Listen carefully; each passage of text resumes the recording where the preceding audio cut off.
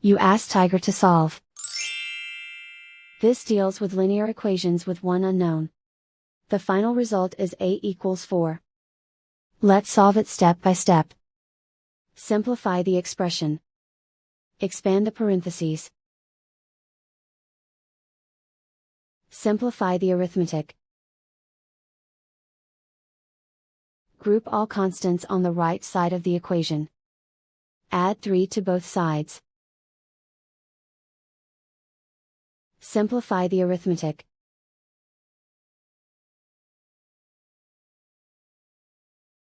Isolate the a. Divide both sides by 3.